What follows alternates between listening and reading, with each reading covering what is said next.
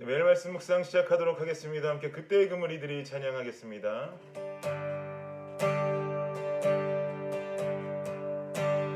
그때 그물이들이 예수님 못 박았네. 녹슨 세계의 그 못으로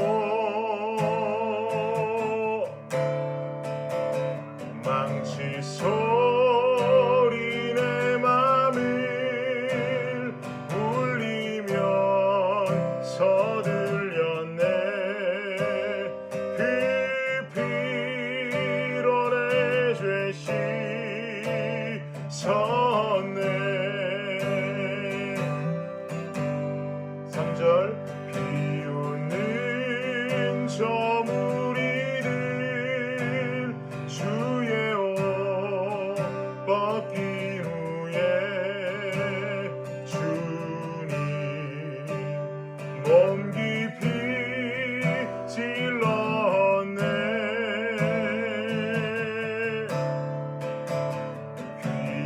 귀중한 그 법의 피 나를 위해 흘렸네. 그 피로 내 죄 씻었네. 주여 주여 나의 영혼을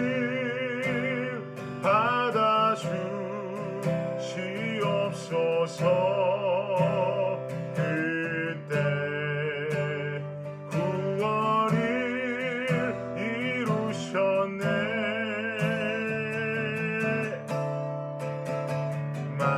마지막 피 한 방울 나를 위해 흘렸네. 그 피로 내 죄 씻었네.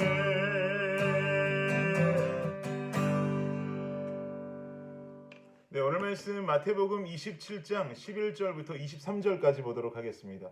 함께 합독하도록 하겠습니다. 읽겠습니다. 시작. 예수께서 총독 앞에 섰음에 총독이 물어 이르되 네가 유대인의 왕이냐? 예수께서 대답하시되 내 말이 옳도다 하시고 대제사장들과 장로들에게 고발을 당하되 아무 대답도 아니하시는지라. 이에 빌라도가 이르되 그들이 너를 쳐서 얼마나 많은 것으로 증언하는지 듣지 못하느냐 하되 한마디도 대답하지 아니하시니 총독이 크게 놀라워하더라. 명절이 되면 총독의 무리의 청원대로 죄수한 사람을 놓아주는 전례가 있더니 그때에 바라바라 하는 유명한 죄수가 있는데 그들이 모였을 때에 빌라도가 물어 이르되 너희는 내가 누구를 너희에게 놓아주기를 원하느냐? 바라바냐? 그리스도라 하는 예수냐 하니 이는 그가 그들의 시기로 예수를 넘겨준 줄 알미더라. 총독이 재판석에 앉았을 때에 그의 아내가 사람을 보내어 이르되 저 옳은 사람에게 아무 상관도 하지 마옵소서. 오늘 꿈에 내가 그 사람으로 인하여 애를 많이 태웠나이다 하더라. 대제사장들과 장로들이 무리를 권하여 바라바를 달라 하게 하고 예수를 죽이자 하게 하였더니 총독이 대답하여 이르되 둘 중에 누구를 너희에게 놓아주기를 원하느냐? 이르되 바라바로소이다. 빌라도가 이르되 그러면 그리스도라 하는 예수를 내가 어떻게 하랴? 그들이 다 이르되 십자가에 못 박혀야 하겠나이다. 빌라도가 이르되 어찌 미냐? 무슨 악한 일을 하였느냐? 그들이 더욱 소리질러 이르되 십자가에 못 박혀야 하겠나이다 하는지라. 아멘. 여러분, 죽음 앞에서 용기를 낼 수 있는 사람 얼마나 있을까요? 그저께 우리는 베드로가 달기 울기 전에 3번이나 예수님 모른다고 부인했던 모습을 보았습니다. 한 여종이 묻는 질문에 베드로는 3번이나 이렇게 대답했습니다. 먼저 여종이 베드로에게 물었습니다. 당신 예수님과 함께 다녔지? 그랬더니 베드로가 나는 예수 그 사람 모르는 사람이다 라고 대답합니다. 그러자 두 번째 한 번 더 묻습니다. 당신 예수와 함께 다녔지? 그랬더니 베드로의 대답은 맹세하건대 나는 예수를 모른다 라고 대답합니다. 세 번째로 묻습니다. 당신 말투를 보니까 분명히 예수와 함께 다닌 사람이 맞다. 분명해 라고 묻자 베드로의 마지막 대답은 저주하며 맹세하여 예수를 모른다 라고 부인했다고 성경은 말씀합니다.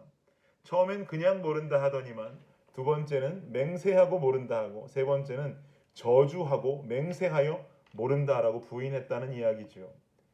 그야말로 베드로는 예수님의 수제자였습니다. 예수님 앞에 갖가지 위대한 고백을 남겼던 그야말로 예수님의 오른팔인 것은 누구도 부인할 자가 없습니다. 그럼에도 불구하고 예수님의 예언대로, 베드로는 예수님의 예언대로 닭이 울기 전에 3번이나 예수님을 부인하게 됩니다. 예수님과 함께 붙들려 갈까 두려웠던 것이죠. 그러면 결국 죽을지도 모른다라는 두려움이 베드로 안에 생겼기 때문에 그랬을 것입니다.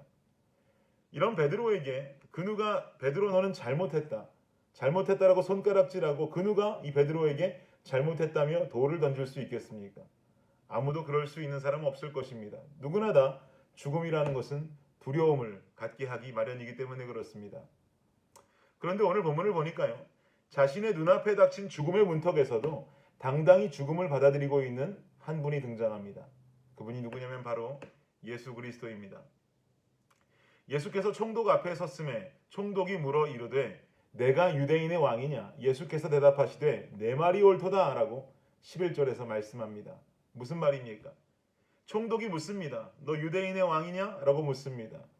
만약 끝까지 살기 원했던 사람의 대답이었다면 이런 대답이 이어졌어야 맞겠죠. 아니요, 그건 오해입니다. 나는 유대인의 왕이라고 한 일이 없습니다. 아마도 내가 이런저런 이야기했던 일이 있는데 그 말을 들은 사람들이 그 이야기를 잘못 이해했나 봅니다. 한 번만 용서해 주신다면 다시는 그런 비슷한 말 꺼내지도 않겠습니다. 라고 대답해 옳지 않겠습니까? 그런데 예수님의 대답은요, 전혀 그렇지 않습니다. 아주 간단 명료하게 대답하십니다. 네 말이 옳도다. 너 유대인의 왕이냐? 그래, 네 말이 옳도다. 나 유대인의 왕이다라는 거죠. 저는 이 예수님의 대답이 마치 그래, 이제 나를 좀 죽여다오. 죽여도 된다라고 하는 예수님의 음성으로 들렸습니다. 더 이상 자신의 생명을 위한 몸부림이 없습니다. 그냥 그대로 형이 집행되어서 죽어야 하는 현실을 받아들인 사람처럼 보여진단 말입니다. 그러나 이 재판에 가장 큰 힘을 가지고 있던 총독은 예수님께 사형을 집행할 만한 죄가 없다는 사실을 누구보다 잘 알고 있었습니다. 그러니 예수님이 어떤 말씀이라도 하셔야 그것을 이유 삼아서 예수님을 풀어줄 수가 있습니다. 그런데 총독인 빌라도의 마음이 답답합니다. 자신의 눈앞에 있는 예수는 더 살아보겠다라고 하는 어떤 의지와 변명조차 내려놓지 않고 있기 때문입니다. 그래서 총독은 이야기합니다. 13절 14절 보십시오. 함께 읽어볼까요? 시작. 이에 빌라도가 이르되 그들이 너를 쳐서 얼마나 많은 것으로 증언하는지 듣지 못하느냐 하되 한마디도 대답하지 아니하시니 총독이 크게 놀라워하더라. 묵묵부답입니다. 여전히 묵묵부답인 예수님의 모습을 보면서 빌라도는 당연히 놀랄 수밖에 없죠. 살려달라고 애원을 할 만도 한데 그래도 어찌 살려줄지를 고민해야 하는데 아니면 자신의 잘못을 인정이라도 하든지 오해라고 말하든지 변명이라도 하든지 어떻게 이야기할 만도 한데 전혀 그렇지 않은 모습에 빌라도는 놀라움을 금할 수 없는 겁니다. 그래서 빌라도는요, 한 가지 옵션을 제시합니다. 당시 바라바라고 하는 유명한 죄수가 있었습니다. 그런데 당시 명절이 되면 죄수 중에 한 사람을 풀어줄 수가 있었거든요. 그야말로 특별 사면 같은 것이죠. 그래서 빌라도가 묻습니다. 바라바에게 형을 집행할지 아니면 예수님께 형을 집행할지를 군중들에게 묻습니다. 그러자 그 대답은 바라바를 놓아주라라는 겁니다. 그리고 예수에게 형을 집행하라고 말합니다. 그 군중들 사이에는요, 얼마 전까지만 해도 호산나 호산나를 외치면서 예수님의 예루살렘 입성을 환영했던 사람들도 분명히 있었을 것입니다. 그런데 이제 바라바를 놓아주랍니다. 그 유명한 죄수를 놓아주고 예수를 죽이라 합니다. 놀라운 반응이죠. 이러한 반응에 놀란 빌라도는 이렇게 말합니다. 22절 보십시오. 빌라도가 이르되 그러면 그리스도라 하는 예수를 내가 어떻게 하랴? 그들이 다 이르되 십자가에 못 박혀야 하겠나이다. 23절도 보시겠습니까? 빌라도가 이르되 어찌 미냐? 무슨 악한 일을 하였느냐? 그들이 더욱 소리질러 이르되 십자가에 못 박혀야 하겠나이다 하는지라. 안타까운 일이죠. 여기까지가 바로 오늘 본문의 대략적인 스토리가 되겠습니다. 예수님의 대답은요, 때로는 묵묵부답이셨고요, 또 때로는요, 자신이 유대인의 왕이라고 하는 그 물음에 그래 맞다 내가 왕이다라고 대답하셨습니다. 그렇게 하신 것에는 다 그만한 이유가 있습니다. 그 이유는 아주 간단하죠. 죽어야만 했기 때문입니다. 자신이 죽어야만 자신이 그토록 사랑하는 자신의 자녀들이 생명 얻을 수 있기 때문에 그렇습니다. 그래서 십자가의 길이 추측할 수 없는 고통의 길이라고 할지라도 그 십자가를 져야만이 자녀들이 생명을 얻는 것이기 때문에, 그럴 수 있는 기회가 주어지기 때문에 다른 변명의 말이나 살려달라고 애원하며 호소하는 모습 보일 필요 없다는 거죠. 그런데요, 한 가지 중요한 사실은요, 예수님께서 애원하셨던 장면은 빌라도라는 총독 앞에서도 수많은 군중 앞에서도 볼 수 없지만 다른 한 곳에서 볼 수가 있었습니다. 그곳은 어디냐? 바로 겟세마네였습니다. 하나님 앞에 기도하셨던 그 모습. 아버지, 이 잔을 제게서 치울 수 있으면 치워달라고. 그러나 아버지의 뜻이여든 당신 뜻이여든 내가 순종하겠다라고 했던 그 겟세마네의 기도.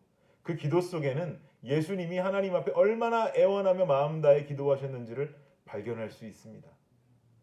그 겟세마네의 기도가 있었기에 오늘 예수님은 군중들과 총독 앞에서 당당히 죽음의 길을 가고 계시는 것입니다. 저는 오늘 말씀을 묵상하면서요, 고난주간인데 고난주간과는 전혀 어울리지 않는 은혜를 받았습니다. 그 은혜를 그대로 여러분과 나누자면, 우리 삶에 있어서 우리가 안고 살아가는 어떤 문제, 모든 문제들은 결국 사람 앞에 애원할 일이 아니라는 것입니다. 우리가 안고 살아가는 모든 문제는 그것이 크든지 혹은 그것이 작든지 그것은 바로 하나님 앞에 애원해야 할 문제라는 것을 잊지 마십시오. 주님 앞으로 가지고 나와야 할 일이라는 것을 절대로 잊지 마십시오. 주님과 대면하면서 땀방울이 핏방울이 되도록 기도해야 할 일이지, 하나님의 힘 아닌 다른 것을 의지하고 세상의 어떤 다른 힘들을 의지하고 믿는 어리석은 모습은 버려야 한다는 것입니다. 그래야 진정 예수 믿는 자의 모습이 될 수 있다는 것이죠. 사랑하는 여러분, 세상 앞에 당당하시고 하나님 앞에 겸손하십시오. 세상에 순종치 마시고 하나님 가르침에 순종하십시오. 그것이 바로 그리스도인들이 살아야 할 중요한 가치이고 중요한 방법이라고 확신합니다. 우리의 고난주간을 더욱 고난스럽게 만드는 삶의 여러 가지 문제들을 주님 앞에 가지고 나와서 겸손히 하나님의 뜻을 구할 수 있는 한 주간이 되시기를, 오늘 하루가 되시기를 예수님 이름으로 축복합니다. 기도하겠습니다.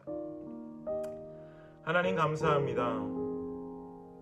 예수님은 세상 앞에 애원치 않으셨습니다. 예수님이 애원하셨던 그 상대는 바로 하나님이셨습니다. 우리의 삶이 그 모습 담게 하여 주옵소서. 세상에 당당하고 주님 앞에 순종하며 세상에 당당하고 주님 앞에 겸손할 수 있는 진정 살아있는 그리스도인의 모습이 되게 하여 주옵소서. 감사합니다. 예수님 이름으로 기도드립니다. 아멘. 수요일 기도 제목으로 함께 기도하도록 하겠습니다. 구역장들을 위해서 구역원들을 잘 돌볼 수 있도록 섬김을 통해 은혜와 복을 받도록 기도해 주시기 바랍니다. 마지막으로 선교사님을 위해서 기도하실 때에 하이티의 박동환 선교사님, 알래스카의 이홍래 목사님, 그리고 D국의 김재문 선교사님과 이국의 새벽이슬 선교사님을 위해서 이 시간 간절히 기도하도록 하겠습니다. 기도합니다.